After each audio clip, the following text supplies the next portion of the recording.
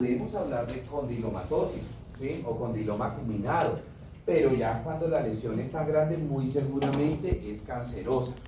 Les recuerdo que esto es producido, es una enfermedad de transmisión sexual. Esta es producido tanto por el virus del VPH, el virus del papiloma humano, como por el virus del herpes simple 2, ¿sí? Hay dos formas que les comentaba: el condiloma acuminado verrucoso y el condiloma acuminado plano, ¿sí? El que vimos tanto en hombres como ahorita en vagina era el condiloma acuminado verrucoso, ¿cierto? En el caso del papiloma, para la parte del condiloma verrucoso, los serotipos que me generan la enfermedad son el serotipo 6 y el 11, mientras que el plano, los serotipos son 16, 18, 31 y 33, ¿sí?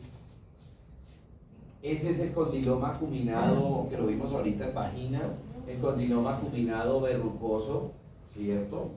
Y ese es el condiloma acuminado plano, que pues de pronto por allá hace muchos años le llamaban cresta de gallo por la forma que tienen las lesiones, ¿sí? Pues obviamente esta lesión ya no hablamos, se los he explicado ahorita, ya no hablamos de condilomatosis, sino que hablamos de cáncer, ¿no? Ya este es un cáncer. De pronto cuando las lesiones están así delimitadas, pequeñas, pues se puede hablar de condilomatosis, que todavía es una lesión, no es todavía maligna, es una lesión premaligna en ese momento. El carcinoma escamoso es la forma o la neoplasia maligna más frecuente a nivel del cuello uterino, ¿cierto? Existen diferentes, digamos, factores de riesgo, como es el inicio precoz de vida sexual, y ya pues tenemos este factor de riesgo que, como les decía, hay muchos factores de riesgo para mama, para reproductor femenino, para reproductor masculino, que generan bastante preocupación. Este es otro de ellos, que ya hoy día las niñas están teniendo relaciones sexuales muy precozmente. La multiparidad quizás es un factor de riesgo que ya no se da, al contrario, hoy día se da la nuliparidad, ¿sí? La multiparidad en la época de repente, no sé si decir de sus papás, porque sus papás tienen que ser muy jóvenes, pero por ejemplo en la época de mis papás, mi abuela tuvo 17 hijos, ¿sí? Ellos no tenían televisor, ¿verdad? No, literalmente no tenían televisor, ¿verdad? Pues obviamente era en ese entonces era un factor de riesgo. Hoy día, vuelvo a repetir, lo que se ve es lo contrario, ¿no?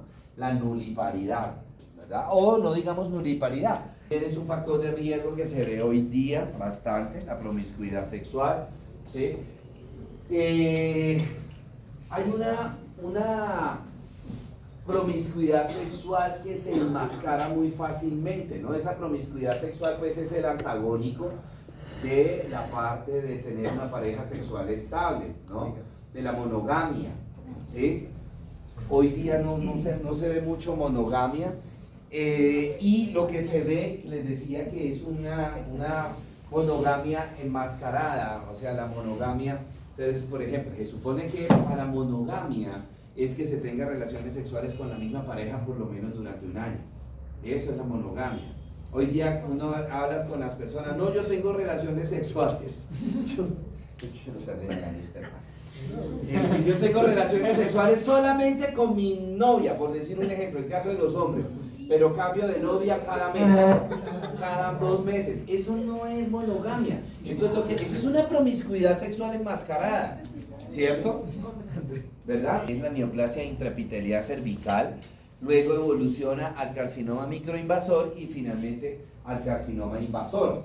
Este NIC lo reportan en las citologías. Si ustedes miran las hojas de citología de las niñas que se hacen citología acá, en la parte de abajo, pues digamos que en alguna parte de la hoja, por lo general ve uno en la parte de abajo, dice NIC, NIC, NIC, y está para que el médico señale, ¿no?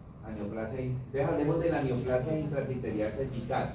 Como el nombre lo indica, es una neoplasia que inicia en el epitelio escamoso del cuello uterino. Acuérdense que cuando a una mujer le hacen la citología, le toman muestras del cuello y alrededor del orificio cervical externo y e introducen para la parte interna, ¿no?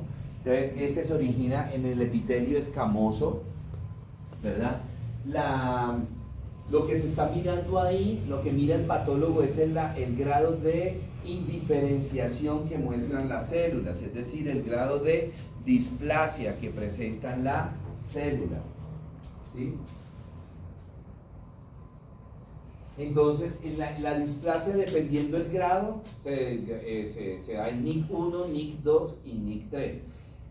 Digamos que el NIC es una lesión precancerosa, curable, ¿sí? Entonces, ¿cómo se hace? Lo que se hace es el test de Schiller. Cuando a una mujer le van a entregar el reporte de la citología y le sale NIC, entonces le dicen, cuando le reportan la citología, le dicen que por favor acuda a su ginecólogo y le muestre la citología, porque hay que hacerle tratamiento. Se cura con tratamiento, sí, y la curación es total. Es una lesión precancerosa. ¿Qué se hace? Entonces, cuando la paciente va al consultorio del ginecólogo y el ginecólogo ve el NIC, le programa una pequeña cirugía. ¿En qué consiste? Entonces, el día que va a hacerse el procedimiento, entonces le hacen una especuloscopia, ¿sí? Introducen el espéculo y el ginecólogo, con una pinza larga, coge una torunda y la baña en isodine, que tiene yodo, con isodine, y colorea, por así decirlo, el cuello uterino, ¿sí? Que quede bien empapado en isodine, colorea el cuello uterino, que quede bien rojo, y se deja reposar por ahí unos 5 o 10 minutos. Posterior a este tiempo, el ginecólogo vuelve y mira el cuello uterino, y las zonas donde hay displasia, entonces no captan el yodo, no captan el isodine. Entonces, las zonas sanas se vuelven roja, pues por el isodine, ¿no? Mientras que las zonas displásicas, donde está la lesión precancerosa, entonces ahí se vuelven pálidas. ¿Por qué? Porque no se capta el yodo. Entonces ya el ginecólogo sabe dónde está la lesión displásica para hacer el tratamiento quirúrgico, que es la conización, señor. Aquí tenemos algunas lesiones, ¿sí? Algunos NIC, obviamente ya este es un NIC 3, la lesión es mucho más grande, ¿verdad? Aquí está en un NIC 1. La de Azor. Este sería como el in situ, es una lesión pequeña, ¿sí? Ya esto es cáncer, ¿sí? Ya esto es cáncer, ¿verdad? Es una lesión pequeña que mide 5 milímetros, ¿verdad? Menos de 5 milímetros, es de crecimiento lento, poco infiltrante, no genera metástasis, ¿sí? Y se hace cirugía. Aquí puede haber curación total, pero ya la siguiente fase es el invasor. Ya aquí no hay curación total, a pesar de que se le haga cirugía a la paciente. ¿Está mirando la obra? ¿Sí? Ya, ¿verdad? De mal pronóstico, altamente infiltrante, altamente invasivo, genera metástasis muy precozmente. ¿Y esa metástasis a dónde la puede dar? O puede dar la metástasis arriba, a útero, o puede dar la metástasis abajo, a vagina, a cuello uterino, que veíamos hace un rato algunas imágenes, ¿cierto? HUD, hemorragia uterina disfuncional. Por eso es tan importante, pues no quiere decir que siempre que una paciente presente un sangrado intermenstrual tiene que ser algo necesariamente canceroso, no, pero sí una paciente que tiene un sangrado intermenstrual, por decir fue una vez, bueno, no le ponga atención, pues estar pendiente si se vuelve a repetir en el siguiente ciclo.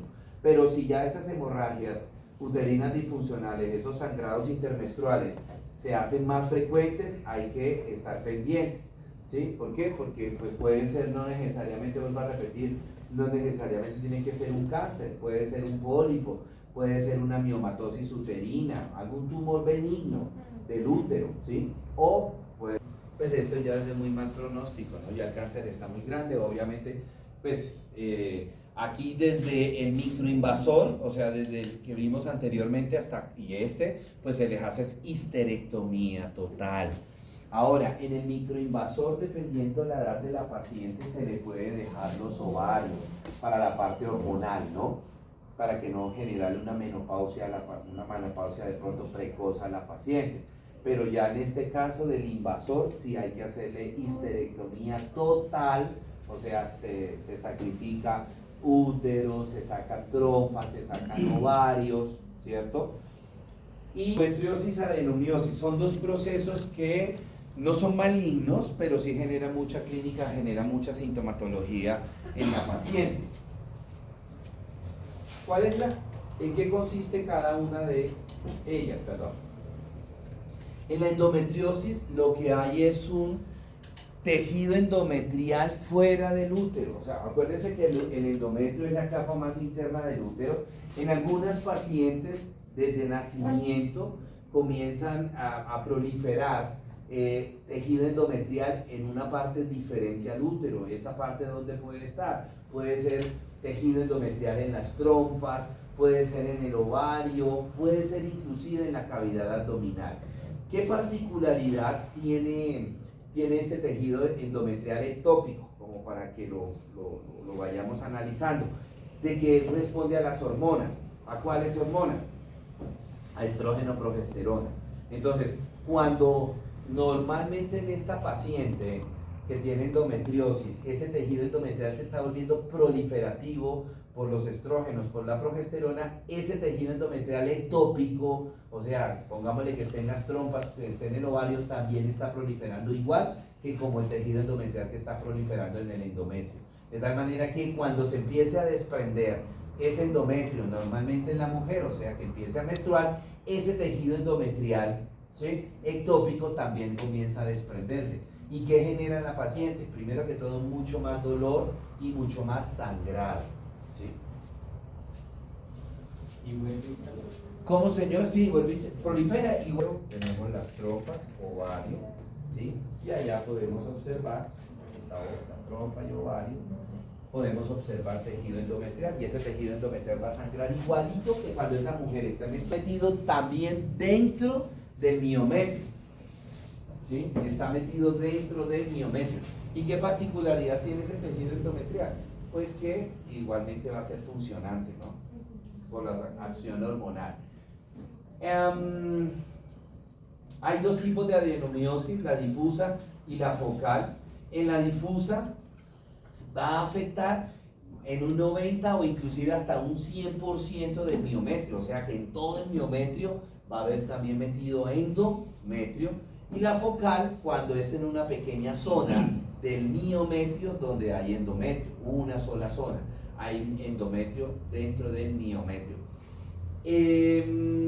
Igual va a responder a las hormonas ováricas, igual pues, se va a desprender y me va a generar hemorragias. ¿Cuál es el problema tanto de la endometriosis como de la adenomiosis? Que me puede llevar a embarazos ectópicos. ¿Dónde se implanta el blastocisto? ¿Dónde se implanta cuando ya está fecundado? En el endometrio. Y entonces, ¿qué pasa? Que en el endometrio que el blastocisto encuentre primero, ahí se puede implantar. Entonces, si el endometrio está en la trompa, y acuérdense que el embarazo ocurre, la fecundación ocurre en la trompa, pues una vez fecundado y enseguida encuentra endometrio, allá se va a implantar, generaría un embarazo ectópico tubario, o lo mismo a nivel del ovario, inclusive a nivel abdominal. ¿Por qué a nivel abdominal, señor Higuera? ¿Por qué a nivel abdominal? Pero aunque sea disimule y haga que piense, ¿sí? Tarea para la próxima clase. Mientras severa explicación y exposición. ¿Sí? Ah. Pues para que me explique, ¿no? Para que nos explique y nos saque a todos de la ignorancia. Exacto. Por eso confío en ti, por eso te lo puse. ¿Quién mejor que el señor Higuera? No confío en más nadie de este salón sino en usted nada más. Aquí tenemos una eco, ¿sí? Todo esto es como parches negros que ustedes ven, es tejido endometrial. ¿En dónde? Esto es el miometrio, o sea que esto es una eco de una ¿qué? Adenomiosis, de una adenomiosis, ¿correcto? va a doler mucho más a esa paciente. ¿Por qué? Porque no es solamente el miometrio del útero el que se tiene que contraer, sino también el endometrio y de donde esté ese tejido endometrial ectópico. Entonces, ¿qué es una dismenorrea? Unas menstruaciones dolorosas y abundantes. ¿Por qué? Porque hay polimenorrea, o sea, se aumenta la cantidad de sangre que la paciente va a menstruar. Los embarazos ectópicos, que ya hemos hablado y que en la semana entrante traeremos un expositor del exterior de Bogotá para que nos explique eso. La infertilidad, ¿por qué? Porque si de pronto hay un embarazo de más o menos 12 semanas, 13 semanas, de ahí en adelante ya se rompe la fibra muscular y se rompe el ectópico y hay que sacrificar la trompa, el ovario, y pues obviamente esto me generaría una infertilidad. Hematuria, por si de repente el tejido endometrial se encuentra en cualquier parte de la vía urinaria. Hemorragia rectal, por si el endometrio ectópico se encuentra a nivel del recto, a nivel de la cavidad abdominal. Una trompa, una salpingoscopia. Mire, está sangrando. ¿Sí? Y todo esto, pues obviamente normalmente allá a un lado pues estaría el endometrio también en las mismas condiciones, ¿no? Sangrando. Entonces esto me aumenta el dolor y me aumenta la cantidad de sangre. Me generaría las dismenorreas. Vuelvo a repetir, las dismenorreas quizás son las neoplasias más frecuentes a nivel del cuerpo del útero. También se pueden presentar en el miometrio, ¿no? Pero son más frecuentes en el en el endo. ¿Por qué? Porque acuérdense que es el tejido funcional, ¿no? Tenemos el carcinoma endometrial, ¿cierto? Muy bien. No es tan frecuente, digamos, o sea, ¿qué es más frecuente? ¿El cáncer a nivel del cuello uterino o del cuerpo del útero? A nivel del cuello uterino, ¿no? ¿Puede generarse cáncer en el cuerpo del útero? Sí, no es tan frecuente, solamente es el 10% de los casos, o sea que el 90% de los casos de cáncer uterino ocurren a nivel del cuello del útero, ¿cierto? ¿Por qué se da? Principalmente por niveles aumentados de estrógeno, lo que hablábamos hace un ratico. La paciente, después de un determinado tiempo de estar planificando con métodos hormonales, debe rotar el método hormonal. ¿Por qué? Porque después de un determinado tiempo, máximo 5 años, se empiezan a acumular los niveles de estrógeno y me generaría hiperestrogenismo, y ese hiperestrogenismo predisponer a la paciente a un cáncer de útero. Además que se asocia con obesidad, con diabetes y con hipertensión. No es que estos sean factores de nodular, que va creciendo y se me convierte en pólipo. ¿Dónde comienza esta lesión? Pues estamos hablando de endometrio, entonces allí va a comenzar. ¿Esto qué me va a generar? Primero que todo, me va a generar una sensación de masa a nivel del útero. La paciente empieza a sentir a nivel de hipogastrio, sienten como una pesadez, por así decirlo. ¿Por qué? Por la masa que hace que se pese un poco más el útero, ¿cierto? Y va a haber un aumento en la producción de moco. ¿Por qué? Porque acuérdense que en el endometrio están las glándulas endocervicales, que son las que me van a generar moco. Entonces, este moco fácilmente en estas pacientes se puede sobreinfectar, generando menos flujos. Entonces, hay que tener mucho cuidado. Esas pacientes que acuden constantemente por flujos vaginales, ¿sí? Se les pone tratamiento. Las pacientes tienen los cuidados que se les recomienda siempre. Entonces, por ejemplo,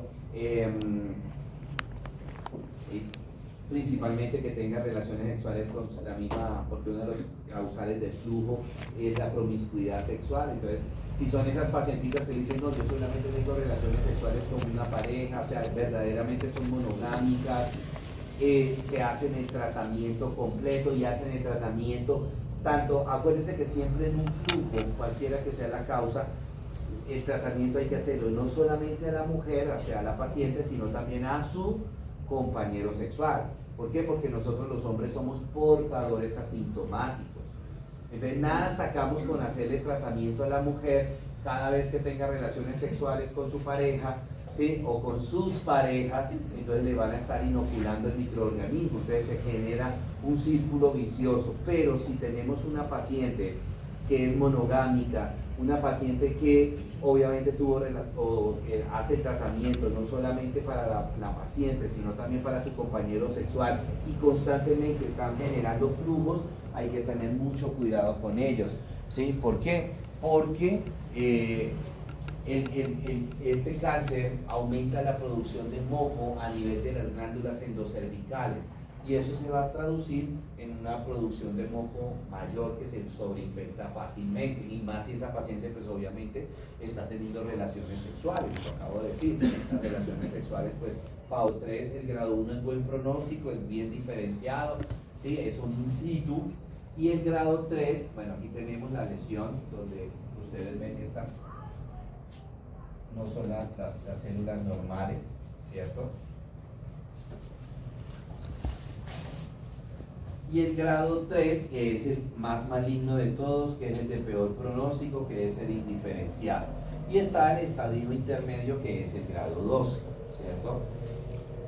Independiente qué grado tenga la paciente de carcinoma endometrial, el tratamiento es histerectomía. Así sea grado 1, el tratamiento es histerectomía, ¿sí? Se le hace la histerectomía total. Se pueden conservar ovarios, trompas, siempre y cuando una eco me reporte que no hay lesiones a nivel de ovario, ¿no? Está la clasificación TNM, ¿cierto? Que ya sabemos para acá. ¿Para qué sirven?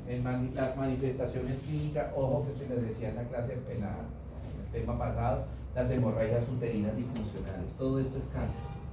Se ve como una lesión abultada. Y miren el engrosamiento del miometrio. Este es el endometrio, ¿no? Eso. Por vecindad al miometrio, al perimetrio, al peritoneo que está recubriendo el útero, ¿sí? Hacia la pared lateral de la pelvis, generándome metástasis a nivel de ovario, ¿sí? A cuello uterino, a vagina, a cervix, a vejiga o a recto. En linfáticos a los ilíacos principalmente a los ilíacos internos, posteriormente a los ilíacos externos, a los obturadores y de ahí pasar a los paraórticos. Y la diseminación hematógena la hace hacia pulmón y hacia hígado. Ya este cáncer es un grado 3 muy agresivo, muy mal pronóstico, fíjese que ya se perdió hasta como la morfología, la estructura normal del útero, ¿no?